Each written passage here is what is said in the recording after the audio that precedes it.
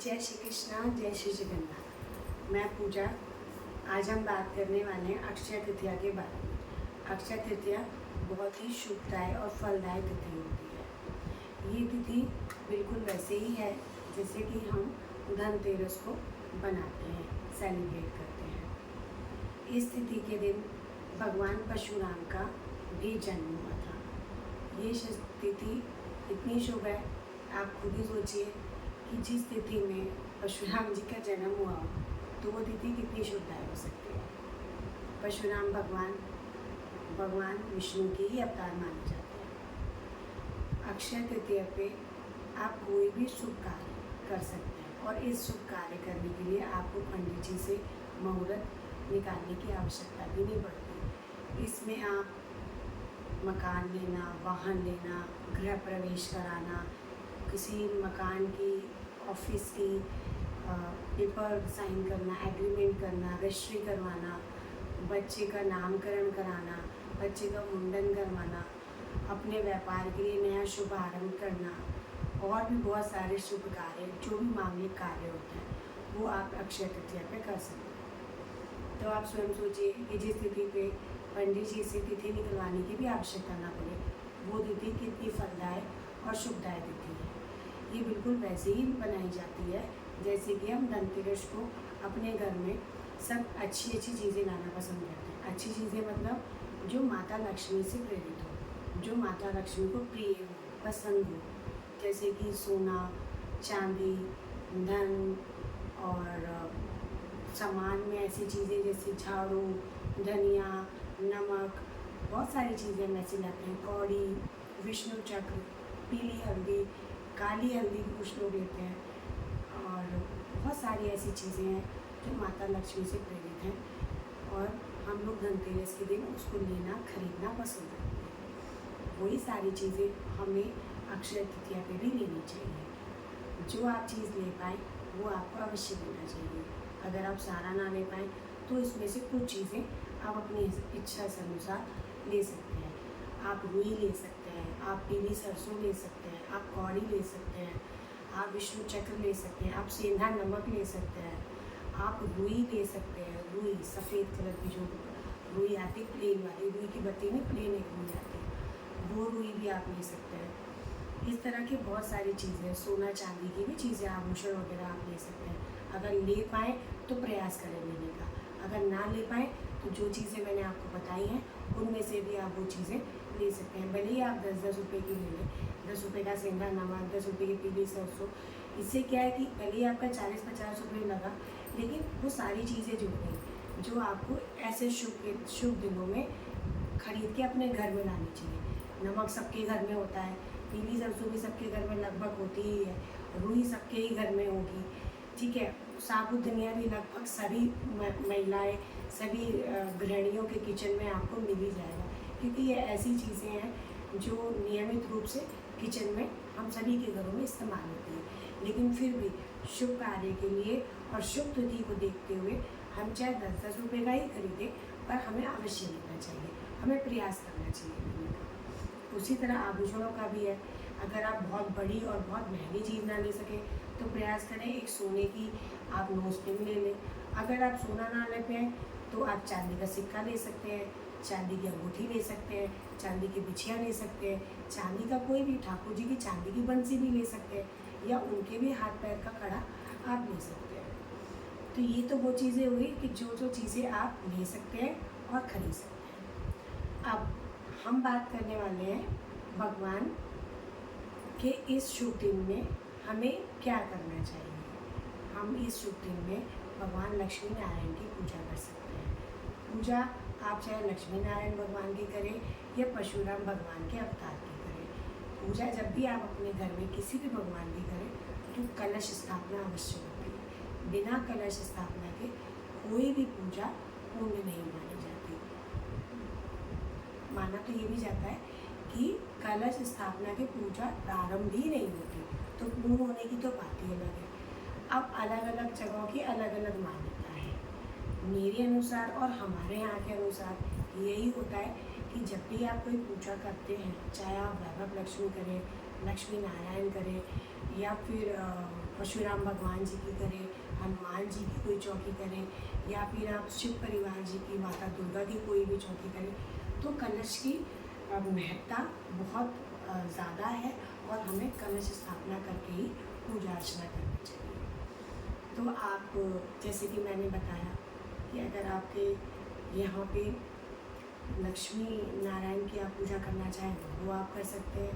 उनके लिए कमल का पुष्प, सफ़ेद फूल और लाल फूलों की माला से उनकी पूजा अर्चना कर सकते हैं, क्योंकि सफ़ेद फूल, कमल का फूल और लाल फूल, ये तीनों ही फूल भगवान विष्णु को और माता लक्ष्मी को, तीनों को प्रिय है, दोनों को प्रिय है, तीनों तरह का फूल। और राम अवतार परशुराम भगवान जी को भी आप पूजा कर सकते हैं इन्हीं फूलों के साथ, इसमें कोई ऐसी समस्या नहीं है। अब तो ये पूजा की बात हो गई। अब हम बात करते हैं अक्षय तृतीया के दिन हमें क्या क्या और करना चाहिए। हमें अक्षय तृतीया पे दान अवश्य करना चाहिए। दान की बहुत महत्ता है। हमें प्रयास करना चाहिए कि हम अपने आसपास में देखें कि जो कोई ज़रूरतमंद हो, जो कोई बच्चा पढ़ना चाहता हो, तो आप उसकी पढ़ाई में मदद कर सकते हैं, उसको कॉपी किताब दे सकते हैं, उसको स्कूल में एडमिशन करा के 1 साल की फ़ीस भी दे सकते हैं, 4 महीने की फ़ीस दे सकते हैं। मेरे हिसाब से तो अगर स्कूल में एडमिशन कराएंगे तो कम से कम साल भर की फ़ीस तो दीजिएगा। अगर आप साल भर प्रयास करेंगे तो भगवान ने चाहा तो नेक्स्ट साल भी उसके लिए कोई ना कोई मार्ग निकल ही आएगा। बहुत बड़े स्कूल में ना करा सकें तो जो मध्यम वर्ग के स्कूल होते हैं, जो हर सोसाइटी में, हर एक मोहल्ले में आजकल आपको मिल जाएंगे, वहाँ पर भी आप करवा सकते हैं अगर आपको ऐसा कोई दिखाई पड़ता है। नहीं तो आप किसी भी ज़रूरतमंद को कॉपी किताब, पेंसिल, पढ़ाई लिखाई का कोई भी सामान, दान, अनाज जो आपको समझ में आए वो आप दान कर सकते हैं। अब दान का क्या मतलब होता है? दान का मतलब होता है कि देखिए, जब सर्दियाँ हैं तो सर्दियों के हिसाब से दान कीजिए, गर्मियाँ हैं तो गर्मियों के हिसाब से कीजिए, बरसात है तो बरसात के हिसाब से कीजिए। कहने का तात्पर्य ये है कि जब हमें दान उस हिसाब से करना चाहिए जिस समय का उस समय मौसम चल रहा है। अब गर्मियों में अगर मैं कंबल दान करने लगूँ तो कंबल का कोई मतलब नहीं है। वैसे ही अगर मैं सर्दियों में मिट्टी का घड़ा पानी भर के दान करने लगूँ तो उसका कोई मतलब नहीं बन जाता। बस उसी हिसाब से आप अपने हिसाब से गर्मियों में, अगर गर्मियाँ हैं तो शीतल चीज़ें, ठंडी चीज़ें जितनी ज़्यादा हो सकती हैं, जितना सीजनल फल हो सकता है वो आप दान कर सकते हैं। आप किसी ज़रूरतमंद को दे सकते हैं। आप अपने आस पड़ोस में जो जानवर हैं सोसाइटियों में, अगर वहाँ किसी को ऑब्जेक्शन ना हो और वहाँ आसपास में इस तरह की व्यवस्था हो तो आप उन लोगों को भी दान कर सकते हैं। उनको भी कुछ ना कुछ उनकी ज़रूरत की चीज़ आप खिला सकते हैं। एक दान हमें अपने घर के पुरोहित को ज़रूर करना चाहिए। जो दान मैं करने जा रही हूँ हमें हमेशा ही करना चाहिए। वैसे तो प्रयास तो यही होना चाहिए कि हर साल कीजिए, पर हर साल व्यक्ति नहीं कर पाता क्योंकि सारी चीज़ों को जोड़ने में थोड़ा पैसे का भी इंतज़ाम करना पड़ता है। और आप हिंदू धर्म में हैं तो हिंदू धर्म में तो हर 2 महीने में, हर 4 दिन में और हर 15 दिन में कोई ना कोई त्यौहार, कोई ना कोई व्रत और कोई ना कोई उद्यापन चलता ही रहता है। तो इन चीज़ों को सबको ध्यान में रखते हुए हम हर तिथि पे कर पाएँ, ऐसी व्यवस्था हर एक व्यक्ति की नहीं बन पाती, पर जिसकी बनती है उसको अवश्य करना चाहिए। जो इस योग्य है उसको ज़रूर करना चाहिए। अगर आपके घर की इतनी क्षमता है, आपके घर की इतनी इनकम है, तो आपको दान करने से नहीं बचना चाहिए, आपको अवश्य करना चाहिए। मैं अपना दान अपने पंडित जी को करने जा रही हूँ। मुझे लगा कि एक बार मुझे आपके साथ ये चीज़ें शेयर करनी चाहिए, आपको बताना चाहिए कि जिस तरह से मान सम्मान सास ससुर का ज़रूरी है, पति का ज़रूरी है, घर के बच्चों की ज़रूरतों का ज़रूरी है, अपने आस पड़ोस में ज़रूरत है, घर परिवार में शादी विवाह में भी हम अपनी ज़रूरत के हिसाब से चीज़ों को देना लेना पसंद करते हैं। बिल्कुल उसी प्रकार हमें अपने घर के पुरोहित का भी सम्मान करना चाहिए। हम अपने पुरोहित को कब याद करते हैं? जब हमारे घर में कथा होगी, सुंदरकांड होगा, जागरण होगा, गृह प्रवेश होगा, कोई अन्य कोई शुभ कार्य, मांगलिक कार्य होगा, शादी विवाह होगा। लेकिन हमें एक फ़ोन अपने पुरोहित को इसलिए भी करना चाहिए कि पंडित जी, हम आपको अपने घर में भोजन पे आमंत्रित करना चाहते हैं और अपनी क्षमता अनुसार, अपनी क्षमता अनुसार जो भी चीज़ें हम जोड़ पाए हैं, इकट्ठा कर पाए हैं, उस सामान से, उस चीज़ों से हम आपका मान सम्मान करना चाहते हैं और हमें अपने घर के पुरोहित का मान सम्मान अवश्य करना चाहिए। पुरोहित कौन होते हैं? पुरोहित वो होते हैं जो आपके घर के हर शुभ कार्य में, मांगलिक कार्य में आपके घर में आते हैं, आपके घर में पूजा करते हैं, आपके सभी कार्यों में वो सर्वप्रथम होते हैं। सर्वप्रथम उन्हीं का होना ज़रूरी। देखिए कोई बच्चा होगा तो हम ये पूछेंगे पंडित जी इसके नामकरण की तिथि क्या होगी। हम कोई मकान लेंगे, पंडित जी हमने मकान लिया, इसमें कब पूजा करी जाए, कब नींव रखी जाए। लड़की की शादी है, पंडित जी लड़की की शादी करके कैसे तिथि निकाली जाए। तो घर में हम सब चीज़ों की व्यवस्था ज़रूर करते हैं, लेकिन बिना पुरोहित जी के कोई भी मांगलिक कार्य आपके घर में नहीं हो पाता। आप कितने भी बड़े होंगे या आप कितने भी छोटे होंगे, आपको मांगलिक कार्य करने के लिए पुरोहित की आवश्यकता अवश्य ही पड़ती है। आप खुद तो विवाह करने बैठेंगे नहीं, खुद तो आप कथा करने बैठ नहीं जाएंगे। आप स्वयं भी पंडित हैं, तब भी आप अपने जो खुद भी पंडित होता है वो भी अपने घर में बाहर से पुरोहित जी को बुला के अपने घर में हवन कथा करवाता है, क्योंकि वो अपने घर में नहीं कर सकता। तो इसलिए हमें अपने घर के पुरोहित का भी मान सम्मान करना चाहिए, ताकि उनके द्वारा की गई पूजा, उनके द्वारा की गई सुख शांति की पूजा, सत्यनारायण की और भी अन्य पूजाओं का फल हमें और अच्छे से मिल सके। और उनको अगर हम संतोष करके रखेंगे तो उनकी पूजा ज़रूर हमारे लिए, हमारे परिवार के लिए फलदायक होगी। मैं हमेशा कहती हूँ कि अपनी क्षमता अनुसार कार्य करें। आप अपनी क्षमता अनुसार एक बार प्रयास तो करके देखिए, सामने वाला कैसे संतोष नहीं होगा, हमेशा संतोष होगा। आप एक बार प्यार से बुला के तो देखिए, आप कहिए तो सही पंडित जी हम आपको भोजन पे बुलाना चाहते हैं। अगर उनके पास समय नहीं होगा तो वो आपको 10 दिन के बाद का समय दे देंगे, कोई बात नहीं, लेकिन वो 10 दिन बाद आएंगे ज़रूर आपके यहाँ। हमने भी जो ये अपना अक्षय तृतीया का जो हमने व्यवस्था करी, या हमने ऐसा विचार किया, हमने भी अपने पंडित जी को, जबकि वो हमारे घर के पुरोहित हैं, हम उनका व्यवहार जानते हैं, उनकी जो वो जिस तरह से व्यस्त रहते हैं अपने कार्यों में हम जानते हैं, हमने भी उनको 8-9 दिन पहले बोला। और जैसे कि मैंने अभी उनको बताया कि राशन का सामान तो मैं 15 दिन पहले से ला के रखी हूँ, सिर्फ उनके नाम का। तो ये चीज़ आपको अवश्य करनी चाहिए। मेरा उद्देश्य सिर्फ इस वीडियो को बनाने का यही था कि अक्षय तृतीया एक बहुत ही फलदायक और पुण्य तिथि है। इस तिथि को आपको ऐसे नहीं जाने देना चाहिए। इसका आप सभी को पूरा रूप से इसका उपयोग आपको उठाना चाहिए। इसका आपको अवसर को आपको जाने नहीं देना चाहिए। आप जिस भी तरह से चाहें, जिससे भी तरह से चाहें, आप थोड़ा थोड़ा ही सही चीज़ों का दान ज़रूर करें। मैंने क्या चीज़ें इकट्ठा करी हैं पुरोहित जी को देने के लिए, वो मैं आपको एक बार दिखा देती हूँ।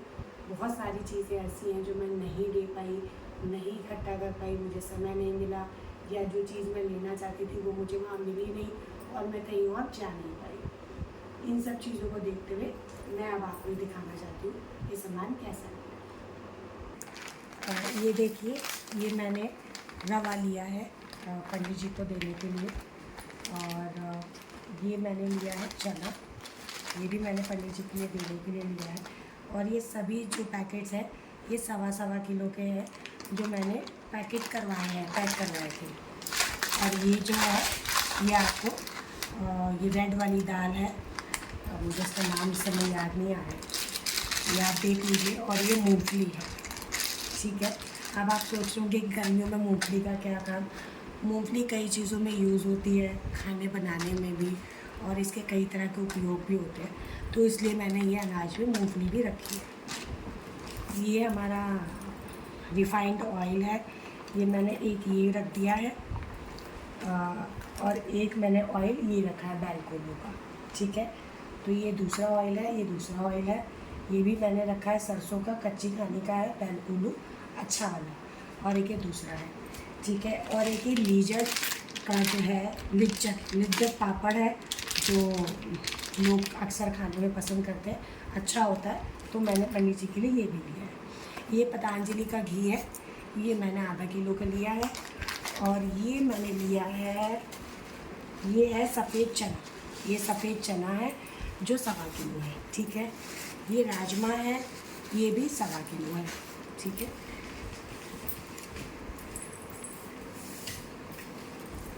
और ये है काला चना, ये काला चना है, ये भी 1.25 किलो है। ये हरी मूंग दाल है साबुत, ये हरी मूंग दाल है साबुत, ये भी 1.25 किलो है। ये 5 किलो चावल है, ये चावल रखे हुए हैं। और ये चना दाल है, ये चना दाल 1.25 किलो है, ठीक है। और ये जो है ये है बेसन, ये भी 1.25 किलो है।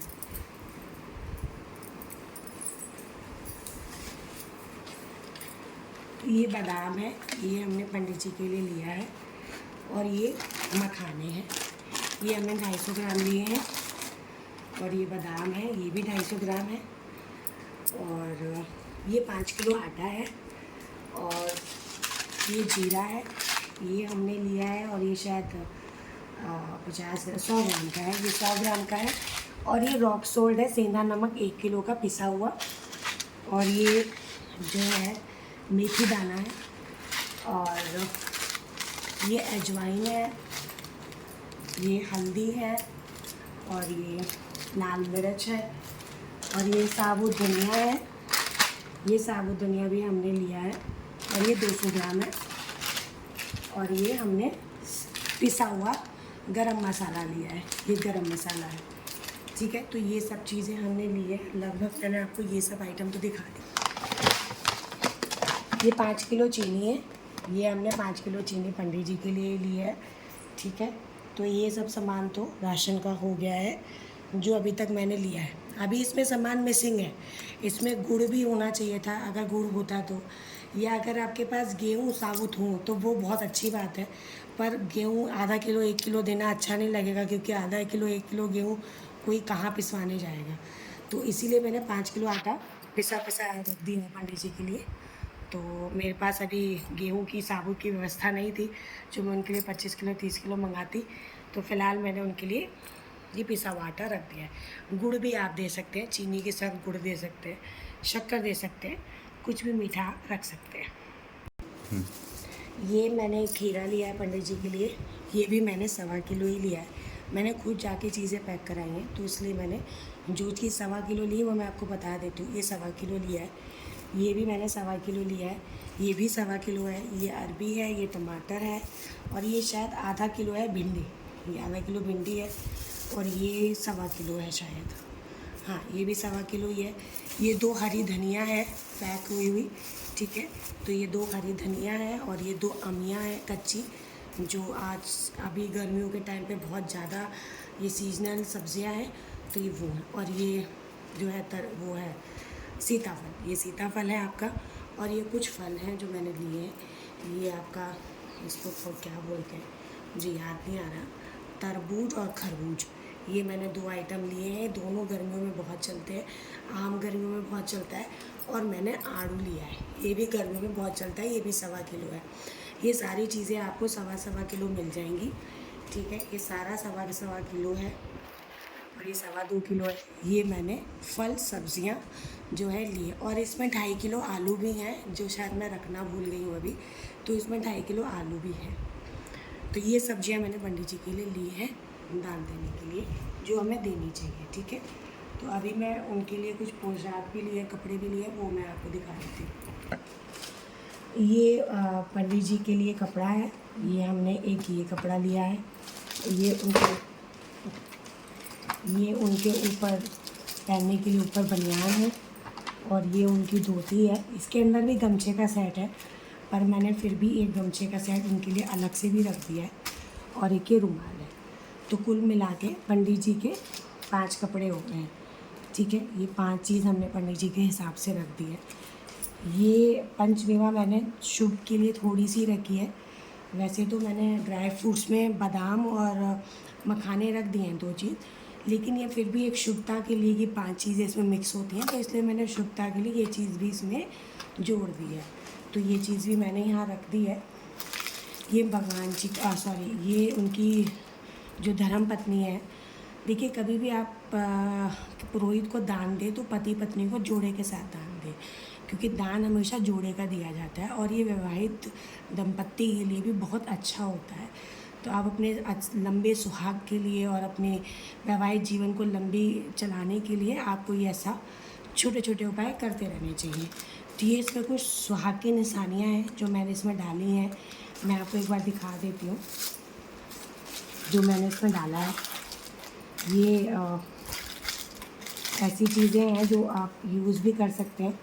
ये एक मैंने लिपस्टिक डाल दी है, इसमें सिंदूर है, ये मैंने उनकी पत्नी के लिए कड़ा लिया है, और ये मैंने 15 सीसी का शीशे का सेट है। आपने तो पता ही है मेरी शॉप भी है, तो वहाँ पर भी ये सब चीज़ें मैं रखती हूँ, और ये ऐसी चीज़ें हैं जो किसी भी महिला को आप देंगे तो वो यूज़ कर सकती है। ये मेहंदी है, ये बिंदी का पत्ता, और ये बिछिया। ये चांदी का नहीं है, ये आर्टिफिशियल ही है, पर मैंने फ़िलहाल अभी रख दिया है श्रृंगार के साथ। और ये 2 रबर बैंड,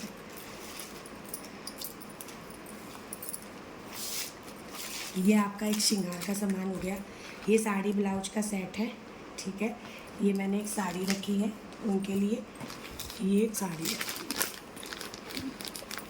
ये मैंने उनके लिए साड़ी रखी है। एक मैंने उनके लिए पर्स रख दिया, ये पर्स हमें पास था तो हमने उनके लिए पर्स ये रख दिया नया। हमारे पास एक पर्स रखा हुआ था तो हमने नया पर्स रख दिया। एक हम उनको पीतल का लोटा दे रहे हैं पंडित जी को, तो ताकि वो पंडित जी हैं तो कहीं ना कहीं पूजा अर्चना में उनको आवश्यकता पड़ती रहती होगी, तो अवश्य ही उनको ये चीज़ भी काम आई जाएगी। तो ये चीज़ भी मैंने रख दिया है। गर्मियों का समय है तो मैंने पंखा भी रख दिया है, तो ये पंखा भी पंडित जी के लिए ही है। ये सारी चीज़ें हो गई है। तो 5 चीज़ पंडित जी के लिए, 5 उनकी पत्नी के लिए मैंने जोड़ के रख दिए। भूल चूक भगवान माफ़ करें। और ये जितना भी सामान है, जितने भी वस्त्र हैं, इसमें दान दक्षिणा भी देनी होती है। तो कपड़ों पे हमेशा खाली नहीं जाता, कपड़ों के ऊपर कुछ ना कुछ पैसा धनराशि ज़रूर रखनी चाहिए। आप 11, 21, 51, 101, 201, 1001, 501 जितना आप चाहें अपनी श्रद्धा अनुसार आप रख सकते हैं। दान देते समय पैसे को भी हमें हमेशा रखना चाहिए जितने आपकी इच्छा रखे। चाहे आपने हज़ारों रुपए का सामान आपने दान लिया हो, लेकिन फिर भी आपको दक्षिणा अवश्य रखनी होती है उसके ऊपर। हम ऐसा नहीं सोच सकते अरे हमने तो 5,000 का सामान ले लिया तो अब धनराशि रखने की आवश्यकता नहीं है। नहीं, आप चाहे 5,000 का लें, चाहे 1,000 रुपये का लें, चाहे 20 रुपये का लें, आपको उसके ऊपर धनराशि अवश्य रखनी होती है। जिस तरह से हम पूजा करते हैं और पूजा करने के बाद हमें भगवान के चरणों में भी दक्षिणा चढ़ानी होती है, कुछ पैसे अर्पण करने होते हैं, बिल्कुल उसी प्रकार हमें दान देते समय भी धनराशि को अवश्य रखना चाहिए। चाहे आप 11 रुपये ही रखें, 1 ही रुपया रखें, ठीक है। तो ये बात तो यहाँ तक तय हो गई। अगर आप ये सारा कर सकते हैं तो बहुत अच्छी बात है। इसमें से आप कुछ चीज़ें भी कर सकते हैं तो भी बहुत अच्छी बात है। आप एक बार अगर देना चाहें तो आप 4 सब्जियां भी दान कर सकते हैं, एक बार आप 4 अनाज दान कर सकते हैं, और अगर आपको लगे तो फिर आप चीज़ों को, जब आपको लगे कि मैं कपड़ा वपड़ा भी देना चाहती हूँ या दे सकती हूँ, तो आप इस प्रकार से दे सकते हैं, ठीक है। ये मिट्टी का कलश है, ये हमने मिट्टी का घड़ा लिया है और इसमें हमने पानी भर के रखा है। ये हम पंडित जी को दान देंगे। इसका दान देने की बहुत आवश्यकता है। इसमें स्वास्तिक भी बनेगा और इस पर कलावा भी बांधा जाएगा, जो मैंने अभी नहीं बनाया है। जब पंडित जी आएंगे तो मैं उनके सामने या उनके आने से पहले कुछ समय पहले स्वास्तिक बना के और कलावा बांध के इसको तैयार कर दूँगी। हाँ, तो मैंने आपको सारा सामान दिखा दिया है और आपने सामान देख भी लिया है। तो बस यही सारा सामान है। आप अपनी क्षमता अनुसार, ज़रूरत के अनुसार आप चीज़ों को दान कर सकते हो। आप मैंने इसमें दूध और दही नहीं जोड़ा है, तो आप दूध दही का भी दान कर सकते हो। मैं कल पंडित जी आएंगे तो मैं उस हिसाब से उसी समय रख दूँगी, मैंने फ्रिज से निकाल के नहीं रखा है। तो आप दूध दही का भी दान कर सकते हैं। अगर आप इनमें से कुछ भी चीज़ों को जोड़ पाएँ बहुत अच्छी बात है, आपको जोड़ लीजिए और आप उसको दान कीजिए।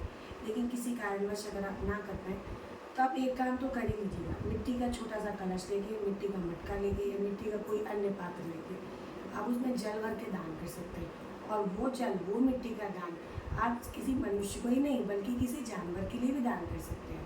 आप किसी को भी कर सकते हैं, किसी पक्षी के लिए भी मिट्टी का पात्र रख के और उसके ऊपर जल भर के आप उसको दान कर सकते हैं, ठीक है। पर प्रयास ऐसा करिएगा कि जहाँ आप पात्र रखें और वहाँ आप नियमित रूप से या ना नियमित रूप से बीच में जब भी आपको समय मिले तो आप जग भर के या कैन भर के उसमें पानी डालना ना भूलें, पानी उसमें आप डालते रहें। एक तो ये चीज़ हो गई। दक्षिणा का मैंने आपको बता दिया, दान जब भी देंगे दक्षिणा के साथ देंगे। दान देने का एक नियम और होता है, जब भी आप पुरोहित जी को या पंडित जी को दान दें या किसी भी अन्य व्यक्ति को दान दें तो प्रयास करें कि उस पैकेट को, उस पन्नी को ना बांध के ना दें, खोल के दें। हमेशा दान खोल के देना चाहिए। अब हम बाहर कहीं जानते हैं देने के लिए, तो वहाँ इतना समय नहीं होता, तो हम बांध के ही पंडित जी के लिए मंदिर में रखाते हैं, या बांध के ही हम किसी न किसी महिला को दे देते हैं। अगर आपके पास समय है और आप घर में बुला के पंडित जी को, या घर में किसी व्यक्ति, ज़रूरतमंद व्यक्ति को बुला के दान कर रहे हैं, तो आप प्रयास करिए कि उनको खोल के जो भी सामान आपने लिया है, सब्जी, टमाटर, आलू या दाल वगैरह, अब उस पन्नी को खोल के आप उनको दीजिए पंडित जी के हाथ में, या उस ज़रूरतमंद व्यक्ति के हाथ में। और फिर पंडित जी अपने हिसाब से, अपनी ज़रूरत के हिसाब से अपने थैले में या टोकरी में रख के बांध के वो रख लेंगे। ठीक है, पहली चीज़ ये होगी, दक्षिणा आपको देनी ज़रूरी है, अपनी क्षमता अनुसार दक्षिणा ज़रूर रखें। ये आपका कार्य हो गया। अब मैं आपसे 2-3 बातें अक्षय तृतीया के उपाय के बारे में बात करना चाहूँगी। उपाय ये कि अगर किसी वजह से आपके घर में थोड़ी धन संबंधी प्रॉब्लम है, या आप चाहते हैं कि ना भी प्रॉब्लम हो, तब भी अगर आप चाहते हैं कि और हमारे धन में, धान्य में, वैभव में और भी बढ़ोतरी हो, तो उसके लिए आपको एक छोटा सा उपाय करना है। उपाय ये सब जानते हैं उपाय, लेकिन बस कोई करता नहीं है, क्योंकि उन चीज़ों को लोग मानते नहीं हैं, बिलीव नहीं करते। तो सबसे पहले आपको अपने अंदर बिलीव लाना है। कोई भी कार्य को करने का जब भी महत्व है जब उसको आप विश्वास के साथ करते हैं। अगर आप दान भी कर रहे हैं, अगर आपके मन में दान के प्रति विश्वास ही नहीं है, तो आप उस दान को करके भी कोई फल नहीं होगा। वैसे ही पूजा भी होती है, पूजा को आप कर तो रहे कि आपने दिया लगा दिया, चौकी जला दी, पर अगर उसके प्रति आपका विश्वास नहीं है, आप उस विश्वास के साथ नहीं कर पा रहे, तो उस पूजा का महत्व आपको उतना नहीं मिलेगा जितना आपको मिलना चाहिए। वो उतना फलदायी आपके लिए नहीं होगा जितना होना चाहिए था। उसी प्रकार जैसे आपने देखा ही होगा, आपके घर में, हर स्त्री के घर में और हर औरत के घर में आपने देखा ही होगा, किसी की दादी या सासू माँ या माता जी ज़रूर पैसे छुपा के, आपने देखा होगा कि मम्मी तो जो है पैसे छुपा के दाल के डब्बे में रख देती है, चावल के डब्बे में रख देती है, आटे के डब्बे में रख देती है, या फिर किसी अन्य मसाले के डब्बे में रख देती है। आपको पता है सारी औरतें वो वहीं भी छुपा के रखती हैं, क्योंकि एक तो सबसे ज़्यादा समय वो किचन में बिताती हैं, और आज की डेट में ना भी बिताती हूँ, महिलाएं ऑफिस में बिताती हूँ, लेकिन फिर भी अपने जीवन का कुछ समय, अपने दिन का कुछ समय, कुछ घंटे वो किचन में ज़रूर बिताती हैं। उस नाते अगर आपके पास कुछ पैसे हैं, जैसे कि आपको कोई सैलरी मिली, कहीं से भी अच्छा पैसा है, उसका कुछ 10%, 5%, 2%, 1%, जितना भी आप चाहो, कुछ पैसे की मुट्ठी बनाओ, कुछ पैसे की अच्छे चमकते हुए नोटों की, करारे नोटों की मुट्ठी बनाइए, उनको फोल्ड कीजिए, और फोल्ड करके अपने किसी चावल के डब्बे में रख दीजिए। चावल का डब्बा ऐसा जो 5 किलो का, 10 किलो का, 20 किलो का। अब यहाँ पे छोटे छोटे फ्लैट है, तो वहाँ पे 10 किलो 20 किलो का ड्राम रखना इतना आसान नहीं होता, तो सबके घर में 5 किलो ही आटा आता है, 5 किलो चावल, 1 किलो चावल, तो आप ऐसे भी डब्बे में रख सकते हो जिसमें आपने फोल्ड करके नोट डाला, और उसके बाद क्या हुआ, थोड़ा आप चावल यूज़ करते रहे तो चावल अभी ख़त्म हो गया, लेकिन उसके नीचे आप वो नोट रखे रहने दीजिए, उसको यूज़ मत कीजिए, और उसके ऊपर चावल आप जब ख़त्म होने लगे उसमें डालने लग जाइए। चावल के साथ अगर आप ऐसा उपाय करते हैं तो ये ज़्यादा अच्छा होगा, क्योंकि हमारे सभी मांगलिक कार्यों में चावल का प्रयोग सबसे पहले होता है। अगर आपके घर में गेहूँ है, और अगर आपके घर में अभी भी गेहूँ साबुत यूज़ होता है, तो आप गेहूँ में रख सकते हैं। गेहूँ भी बहुत अच्छा है, आप अपने घर के किसी भी दाल के डब्बे में रख सकते हैं। कुल मिला के आप ये उपाय अपने किचन में अच्छे से कर सकते हैं, कोई प्रॉब्लम नहीं है किसी भी चीज़ में, और ये बहुत इफ़ेक्टिव है, बहुत ज़्यादा इफ़ेक्टिव है। इसको आप करके देखिएगा, सच में आपको ऐसा लगेगा कि यार मेरे पास तो 20 रुपये भी नहीं रुकते थे, और अब मेरे पास कम से कम चलो इतना तो हो रहा है, कमा तो बहुत रहे हैं, पर सारे पैसा खर्च हो जाता है, सारा पैसा इन्वेस्ट हो जाता है। वो सबके साथ है, वो सबके साथ होता है, पर उसके साथ साथ अगर फिर भी आपके धीरे धीरे सारे काम निकल रहे हैं, तो ये सबसे ज़्यादा इम्पोर्टेंट है। ये चीज़ें अगर आपकी जितना ज़्यादा आप चीज़ों को जोड़ पाएंगे, संचय कर पाएंगे, उतना जितना चीज़ों का भी इकट्ठा कर पाएंगे, उतना आपके घर में बढ़ोतरी ही होगी। ये अक्षय तृतीया का एक उपाय है जो मैंने आपके साथ शेयर किया है, जो मुझे पता है कि लगभग सभी महिलाओं को पता ही होगा, पर हम इस पर ध्यान नहीं देते, तो प्लीज़ आप इस पर ध्यान दीजिए। बहुत अच्छा अचूक उपाय है। एक उपाय और है जो आप चाहें तो कर सकती हैं, बहुत अच्छा होता है। अगर आपको लगता है कि आपके घर में कोई भी नेगेटिव वाइब्स आ रही है या ऐसी कोई चीज़ है जो आपको बार बार घेरती है, या आपके ही मन में कई बार आपको ऐसा लगता होगा कि अभी तो मैं 10 मिनट पहले पॉजिटिव थी उसी चीज़ को लेके, और 10 मिनट बाद में उसी चीज़ को लेके नेगेटिव हो गई, तो आपको लगेगा कि यार मेरे मन में क्या दो लोग चल रहे हैं क्या, या मेरे साथ कोई नेगेटिव वाइब चल रही। कोई नेगेटिव वाइब्स नहीं चल रही होती है, बस हमारे को ऐसा लगता है। पर फिर भी अगर आपको ऐसा लग रहा है, आप ऐसा महसूस कर रहे हो, तो आप अपने घर में पीली सरसों नियमित रूप से डेली जलाया करें। बहुत ज़रूरी होती है, बहुत अच्छी होती है। और अक्षय तृतीया तो है ही अच्छी तिथि, माता लक्ष्मी को वैसे ही पसंद है। तो अगर आप अक्षय तृतीया वाले दिन 10 रुपये की पीली सरसों ला के अपने घर में अपने सर से एंटी क्लॉकवाइज 11 बार वार के, अगर आप उसे किसी लोबान कप में जला दो या किसी कप में जला दो, या किसी जो ड्राई कोन्स होती हैं उनको जला के फिर उसके ऊपर थोड़ा सा कपूर का चूड़ा ऐसे डाल के उससे भी आप जला सकते हैं। जैसे वो चट करके बोलेगी, वैसे वैसे आपकी नेगेटिव वाइब्स दूर होने लगेगी। कई बार होता है हम ऑफिस जाते हैं, अच्छा सा सूट पहन के गए, हस्बैंड अच्छा सा तैयार होके गया, पता नहीं सुबह तो अच्छे थे, शाम को आए तो बड़ी उनको टायर्ड सा महसूस होने लग गया, थकान सा महसूस हो।